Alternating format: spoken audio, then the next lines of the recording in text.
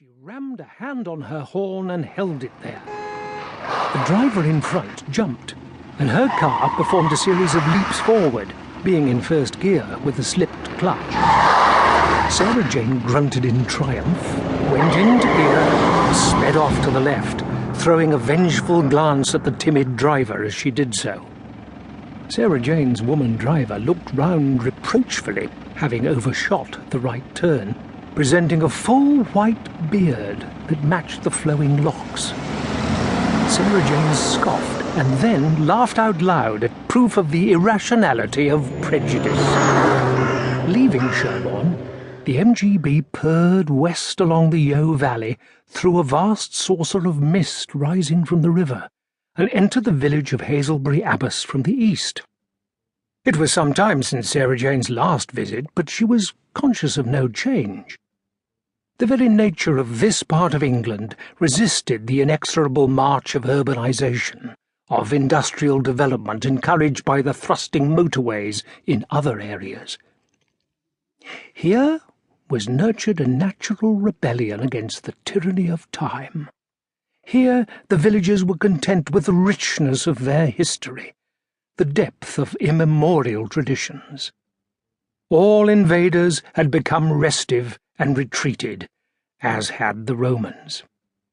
Sarah Jane drove slowly past the Saxon church with a long, refreshing look at its simple beauty, past the tiny grocery store with its even tinier sub-post office, past the compact school building, past the peaceful thatch of the cottages in North Street, past the old watermill, to turn into the lichen-clothed gates of Bradley Manor. As the MGB was nosed along the wide drive to the house, Sarah Jane looked beyond it, towards the expanse of Market Garden and the greenhouses that provided her aunt with an income. There seemed to be no activity. Only to be expected, she thought, at this time of the year. And yet the house itself looked deserted, like a shunned ghost in the fading afternoon light, with the arched front door and mullioned windows tight shut like closed eyes. Sarah Jane pressed the doorbell with foreboding, not expecting it to be answered. She pressed the bell again. Where was everybody?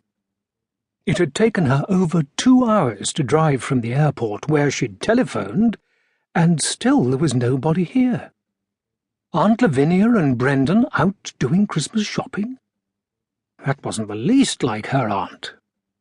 A voice behind her made her jump. "Miss Smith?"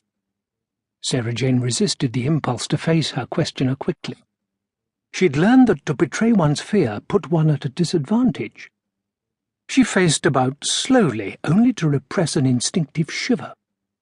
This man had appeared from nowhere, without a sound. He was tall and gaunt, about 40 years old, with piercing eyes and abundant black hair. He was dressed in working clothes, a man of the soil.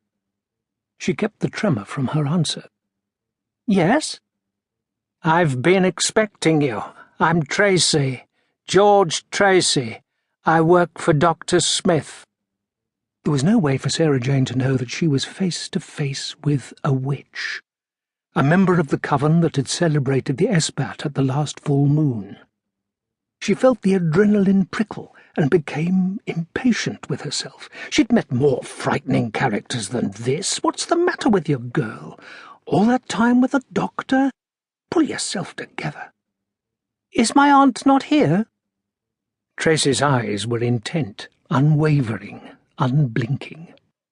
"She's in America." "But she wasn't due to go until after Christmas." "She went last Sunday week." Why did this man's eyes bother her so? Was it because she feared they were reading her thoughts? "My aunt wouldn't go without letting me know." "I think she wrote to you." "I haven't been home. I was delayed abroad. I came straight here." Why am I being so silly, she thought, and making this sound like a confession? "There was something about a cable," said Tracy. His penetrating eyes flicked away for a moment and then flicked back. "To Reuters?" "That's who I work for." Sarah Jane was visited by another fear.